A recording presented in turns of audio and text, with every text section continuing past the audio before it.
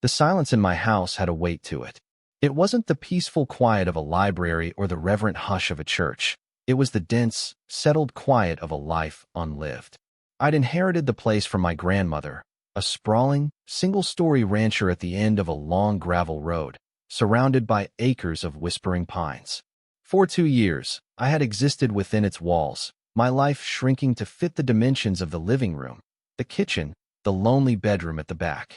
My job was remote, my friends were a city away, and my world had become a closed loop of routine and a deep, gnawing loneliness that I refused to name. It was a self-imposed exile, a penance for a past I couldn't articulate and a future I was too afraid to pursue. The deck was the first thing to truly give way. A whole section of railing, bleached and softened by years of sun and rain, had crumbled during a winter storm. It was a perfect metaphor for my own state of decay. For months, I just looked at it, another broken thing in a life full of them. But spring arrived with an insistent, almost aggressive bloom of life, and the sight of that splintered wood against the backdrop of vibrant green finally spurred me to action. I didn't know the first thing about carpentry, so I drove into the small town nestled in the valley below and asked the old man at the hardware store for a recommendation. He gave me a name written on the back of a receipt. Cole. Just Cole. He arrived 2 days later in a dusty, dark blue pickup truck that looked as sturdy and no-nonsense as he did. He stepped out, and the first thing I noticed was the way he moved, with an economy of motion that spoke of deep physical confidence. He wasn't overtly large, but he was solid, built of dense muscle and quiet capability. He wore a faded gray t-shirt that stretched across his shoulders, worn jeans, and scuffed work boots. His hair was dark and cut short, and his eyes, when they met mine, were a startlingly clear shade of hazel, steady and unreadable. He had a few days' worth of stubble on his jaw, and his presence immediately filled the oppressive quiet of my property with something tangible and real. "You're the one with the deck," he said. It wasn't a question. His voice was low, a gravelly rumble that seemed to vibrate in the air between us. "Leo," I said, extending a hand I immediately regretted. It felt flimsy and pale next to his, which was calloused and warm when it wrapped around mine. The contact was brief, professional, but it sent a jolt straight up my arm. "Yeah, that's me." He let his gaze drift from my face to the sorry state of my deck, his expression giving nothing away. He walked over to it, his boots crunching on the gravel, and pressed a thumb against a weathered post. He didn't push hard, but the wood groaned in protest. He just nodded to himself, a slow, deliberate motion. I found myself holding my breath, waiting for a verdict on my home, on my life. He was the catalyst, the outside force I had inadvertently invited into my stagnant world, and I was already terrified. "It's more than the railing," he said, finally turning back to me. His eyes scanned the entire structure. "The whole support system is starting to rot. You can patch the railing, but you'll be calling me back in a year to fix the rest. Best to tear it down and start fresh." I just stared at him. Start fresh. The words echoed in the empty space of my chest. "Okay," I heard myself say, the word thin in the open air. Start fresh. A ghost of a smile touched his lips, gone almost as soon as it appeared. "All right then. I can start next week." And so it began. My life, which had been a solitary affair, suddenly had a new focal point. Every morning, just after 8, the low rumble of his truck would announce his arrival, and for the next 8 hours, my quiet property was filled with the sounds of work, the rhythmic pounding of a hammer, the high-pitched whine of a circular saw, the low curses when a board didn't fit just right. I told myself I was working, sitting at my desk in the spare room that served as my office, but my focus was shot. My attention was constantly pulled to the window that overlooked the backyard. I became an expert on the man named Cole. I learned the way he'd pause and tilt his head back, closing his eyes against the sun for a long moment before getting back to it. I learned that he brought his own lunch in a dented metal lunchbox and always ate it sitting on the tailgate of his truck, staring out at the woods. I memorized the map of muscle in his forearms as he lifted heavy beams, the way his shirt would stick to his back with sweat in the afternoon heat. He worked with a focused, methodical grace that was utterly captivating. He never rushed, yet the progress was undeniable. The old, rotting deck was dismantled and hauled away in a single day, leaving a raw, empty space. The next day, The framework for the new one began to take shape, solid and promising. I found excuses to interact with him, each one feeling more pathetic than the last. I'd bring him out a glass of ice water, my hand trembling slightly as I passed it to him. Our fingers would brush, his rough and warm, mine cool and slick with condensation. The contact was nothing, a meaningless, accidental touch, but my mind would latch onto it, replaying it for hours. I'd analyze the way he'd say, "Thanks, Leo," his eyes meeting mine for a fraction of a second longer than necessary. Or was I imagining that? Was this just what happened when you starved yourself of human contact? You started seeing mirages in the desert of your own loneliness. One afternoon, I was standing on the back porch, watching him measure a long plank of cedar. The air was thick with the rich, sharp scent of the freshly cut wood, mingled with the smell of damp earth and his own scent, something like sweat and sunshine and the faint, clean smell of his soap. He looked up and caught me staring. I felt a hot flush creep up my neck, my heart hammering against my ribs like a trapped bird. I was mortified, exposed. But he didn't smirk or look away. He just held my gaze, his expression unchanging. "You need something?" he asked, his voice even. "No. Sorry. Just watching," I stammered, feeling like an idiot. He gave a slow nod, as if that were a perfectly normal answer. "It's going to be solid," he said, gesturing with his measuring tape to the half-finished structure. "You could park a car on it." "I'll try to refrain from that," I said, attempting a joke. A real smile broke through his stoic facade this time. It was a small thing, just a crinkling at the corners of his eyes and a slight upward tilt of his lips, but it transformed his face. It made him look younger, more approachable. It made my stomach do a slow, dizzying flip. "Probably for the best," he said, and then he turned back to his work, the moment over. But it wasn't over for me. That small smile became another piece of data to be endlessly analyzed. It joined the collection of fleeting glances, accidental touches, and the low timbre of his voice in the catalog of my obsession. I was building a case in my head, constructing a narrative of mutual attraction from the thinnest of evidence. It was a dangerous game. I knew it was. The potential for humiliation was massive. He was just a guy doing a job. A kind, handsome, competent guy, but that's all. He was probably married, with a couple of kids and a dog. He was probably straight. The odds were overwhelmingly in favor of my complete and utter delusion. Still, I couldn't stop. The observation continued, day after day. I learned the precise shade of his eyes when the sun hit them just right, a complex mix of green and gold and brown. I learned that he had a small, faded scar that cut through his left eyebrow. I learned that when he was concentrating hard, he'd sometimes run a hand over the back of his neck, a gesture that felt unconsciously weary and vulnerable. I was a voyeur in my own home, peering out at a life that felt more real and vibrant than my own. His presence was a constant, low-grade hum of electricity in my house, making the silence that descended after he left each evening feel even heavier and more profound. The weather turned one afternoon in the middle of his second week. The sky, which had been a placid blue all morning, bruised to a dark, angry purple in the space of 20 minutes. The wind picked up, sending pine needles skittering across the yard, and the air grew heavy and charged with the smell of ozone. I was at my window, as usual, when the first fat drops of rain began to fall. Cole looked up at the sky, then at the stack of expensive cedar planks he had yet to install. He moved quickly, grabbing a large blue tarp from the bed of his truck. The wind was whipping the tarp around, making it almost impossible for him to manage on his own. He was struggling, fighting the billowing plastic as the rain started coming down in earnest, plastering his t-shirt to his chest and darkening his hair. Without thinking, I pushed open the back door and ran out to help him. "Here," I yelled over the rising roar of the wind and rain. He looked surprised to see me, but only for a second. He nodded, gesturing to one end of the tarp. "Grab that corner." We worked together, a frantic, unspoken ballet against the storm. The wind tore at the tarp, trying to rip it from our hands. The rain was cold and relentless, soaking me to the skin in seconds. We wrestled the heavy plastic over the stack of wood, our shoulders bumping, our hands brushing as we fought to secure the edges with loose bricks and heavy stones.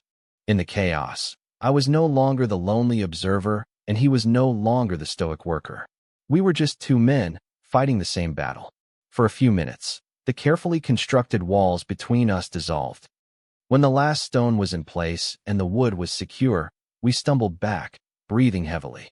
We were both completely drenched. My hair was plastered to my forehead, and water was dripping from my chin.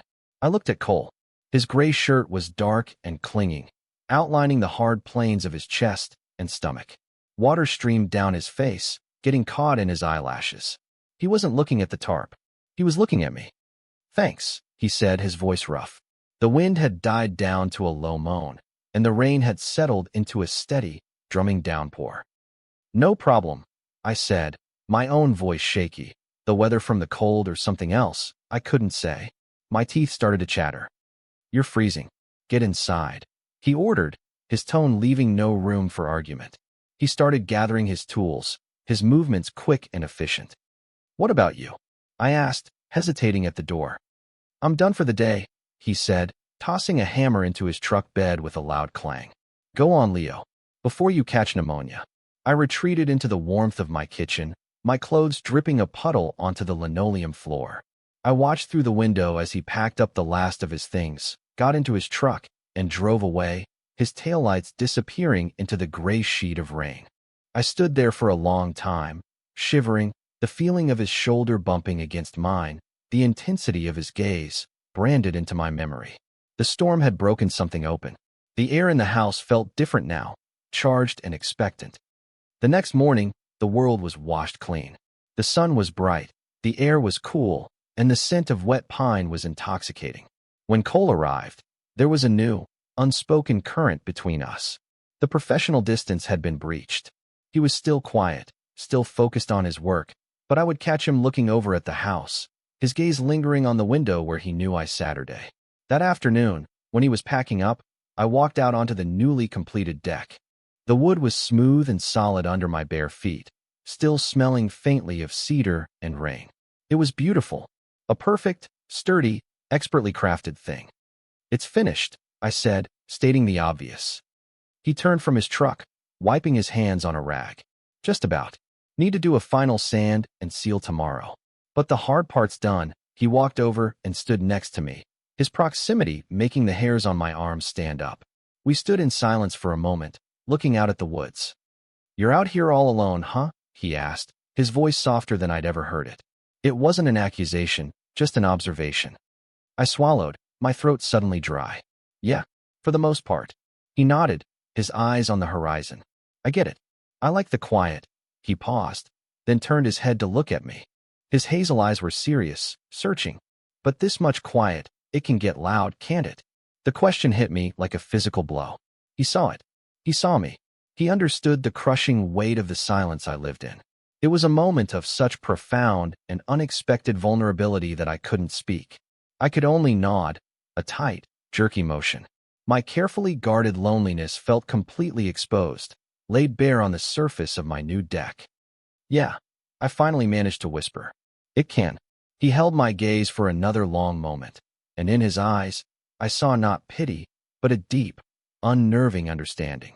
It was more intimate than any touch we had shared. He seemed to be on the verge of saying something else, his lips parting slightly, but then he just gave another one of those slow nods, his mask of stoicism slipping back into place. "I'll be here around 9 to finish up," he said, his voice back to its normal, professional tone.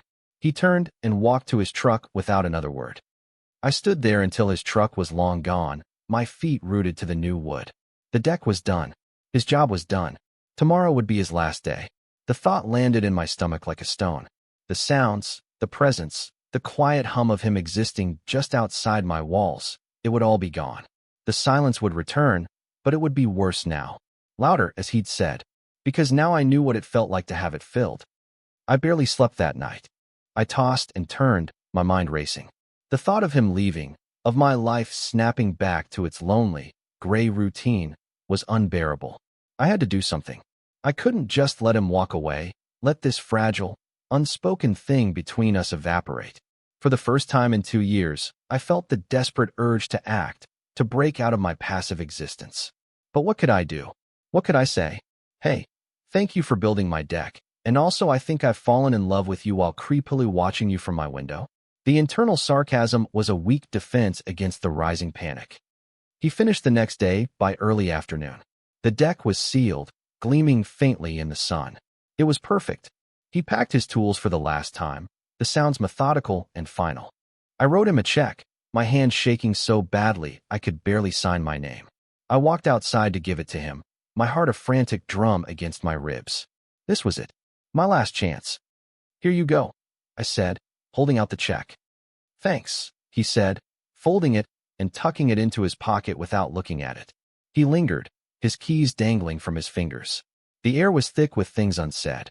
My throat was closing up. All the brave words I had rehearsed in my head evaporated. Well, he said, breaking the silence. If you need anything else, you have my number. Right? I said, my voice a croak. Thanks again. For everything. He gave me a final, unreadable look, then turned and got into his truck. I watched him drive away. I watched until the dust settled on the gravel road.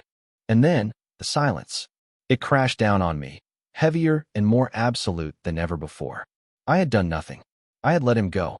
The regret was a bitter, metallic taste in my mouth.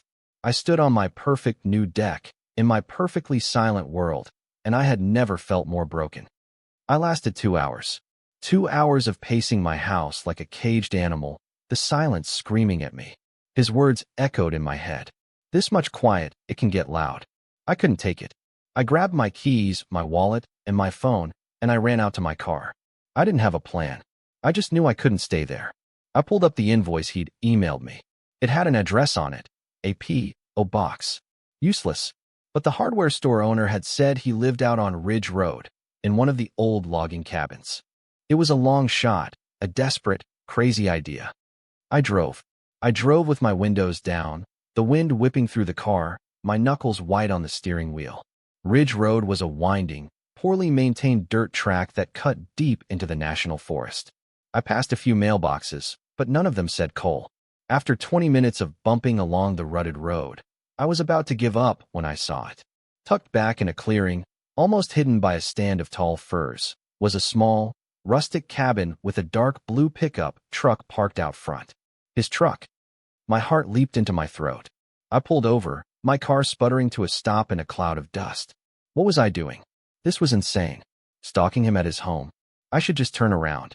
But my feet were already moving, carrying me out of the car and into the clearing. He was there, standing by the hood of his truck, a wrench in his hand. He must have heard my car, because he was watching me approach, his expression completely blank. He wasn't smiling. He didn't look happy to see me. He just watched, his body tense. I stopped a few feet away from him, my nerve failing me completely. The silence here was different from the silence at my house. It was alive, filled with the hum of insects and the rustle of leaves. Cole, I said, and my voice sounded thin and reedy. Hi. Sorry to just show up. I needed to talk to you. He didn't move. He just looked at me, his hazel eyes narrowed, searching my face. He took in my frantic energy, my wild eyes, my shaky hands. He saw everything. He took a slow step toward me. Then another. The wrench was still in his hand, forgotten. I started to babble, the words spilling out in a panicked rush. It's about the deck. Well, not the deck. The deck is great. It's perfect. But when you left, I realized. He was right in front of me now, so close I could feel the heat coming off his body. I could smell the faint scent of motor oil and the clean, pine-scented air that clung to him. He reached out, not with the hand holding the wrench, but with his free one, and gently took my chin, tilting my face up. His thumb stroked my jaw, a slow, deliberate motion that silenced me instantly. He looks down at my mouth, then back up to my eyes. His own are dark, intense, stripped of all pretense. The air crackles. Time seems to slow, to thicken around us like honey. My entire universe narrows to the space between our bodies, to the feeling of his calloused thumb on my skin. No talking, he says, his voice a low, rough command. It's not a rejection. It's a promise. It's the answer to the question I didn't know how to ask. And then he's moving. He backs me up, one step, then two, until the back of my legs hit the warm hood of his truck. The metal is solid against me, grounding me. He drops the wrench. It clatters loudly on the dirt, but neither of us flinches. He places his hands on the hood on either side of my hips, caging me in. His body is a warm, solid wall in front of me. He leans in, his face just inches from mine. My breath catches. My heart is a wild, frantic thing. This is it. This is real. We're not going to talk, Leo, he murmurs, his breath warm against my lips. He closes the remaining distance and kisses me. It's not a gentle kiss. It's a kiss of certainty, of pent-up frustration and weeks of unspoken tension. It's firm and deep and hungry. His mouth is demanding on mine, and I give into it completely, a wave of dizzying relief washing over me.